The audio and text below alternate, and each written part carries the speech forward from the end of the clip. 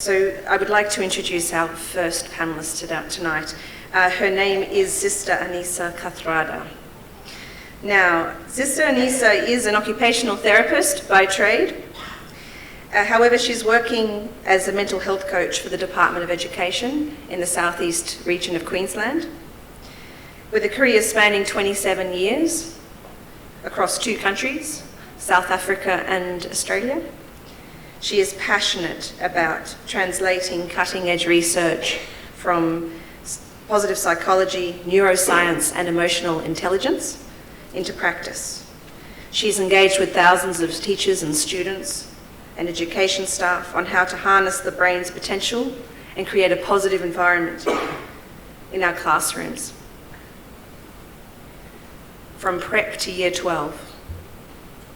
She holds a Master's in Health Sciences from the University of Sydney, an honours degree in Occupational Therapy from the University of Durban, Westville, in South Africa, a diploma in Special Education through the London Montessori College, and a diploma in Positive Psychology and Wellbeing from the Langley Group Institute in New South Wales. Wow, we have such amazing people in our community.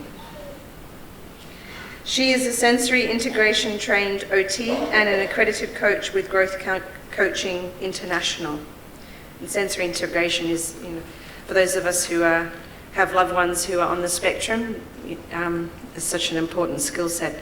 I asked her what her dream job was, and she said she was doing it, alhamdulillah, but she and her family love to be out on the water fishing in their spare time. Looking at well-being from the perspective of our schools and our school students, please welcome Sister Aneesa.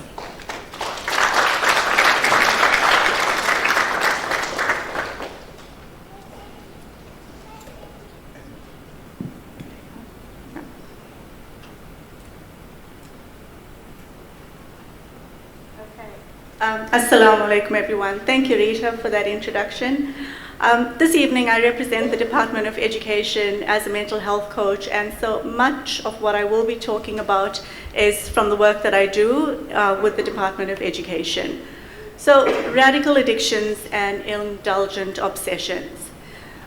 When I was asked to talk about this, I decided to ask a few of my usual suspects, so family and friends, children, what they thought about radical addictions and indulgent obsessions and what that might be. And of course, when it came to addictions, it was very much related to substance abuse. On the other hand, when we're looking at obsessions, one young person spoke about, obsessions towards food, okay? So, addictions and obsessions, there are many. And on a more lighthearted note, I think some of us might be able to relate to some of these that are up on the slide. But it becomes a problem when it interferes with our activities of daily living, okay? Anyone relate to any of these? Yep, okay. So addictions and obsessions go across the ages and the stages, okay? And that's something that's really important for us to bear in mind. So Rita spoke about at the beginning that, mental health being a lack of mental illness. So we're not talking about illness here, but talking about mental health.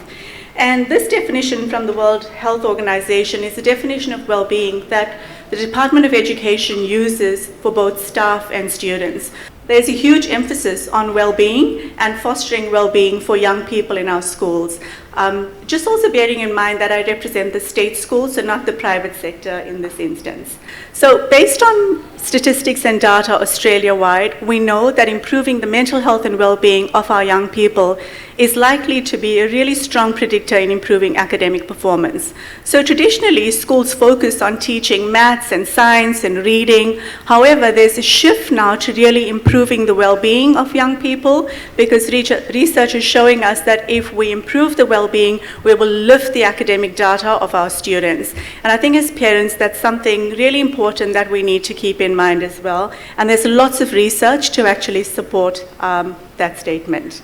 Okay, so what I'd like to share with you now are some of the behaviors that we see in schools in a percentage of students. So not all students, and it's not all, as gloomy as this. But But what we might see on a daily basis, on a regular basis in school. So we see self-harm on the rise, okay? We have kids as young as primary schools who may be engaging in risky behaviors or self-harm behaviors. Sometimes students remove blades from sharpeners and might engage in some cutting behaviors, and that's something important for us to think about and how we actually approach that in schools. We see lots of verbal aggression, okay? So we see swearing, shouting, being disrespectful to staff. The media often highlights, families or students who are even verbally abusive towards principals and teachers in schools. We see physical aggression, we see the fights, the online bullying, the cyberbullying, truancy and lying. So very much a false sense of reality for some students, destruction of property, and of course, we see students who are not engaged in their schoolwork. Okay, so these are just some of the behavioral challenges that teaching staff and educators are faced with constantly.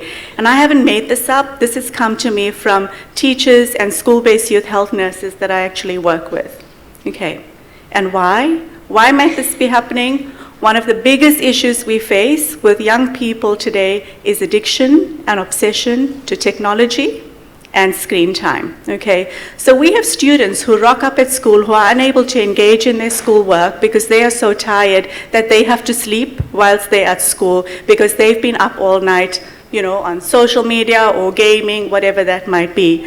And research by Dr. Kadaris and Brad Huddleston are really talking about this as digital cocaine because our brain is not able to distinguish content, but it is able to it just takes in the information that it's getting from either the screen addiction or a drug addiction. So again, just looking at the effects that digital technology has on the brain, particularly around some of the brain scan images that are coming out are showing that it is very similar. So the brain scan of a screen addict and a brain scan of drug addict are showing very similar images, okay? Aside from some of the physical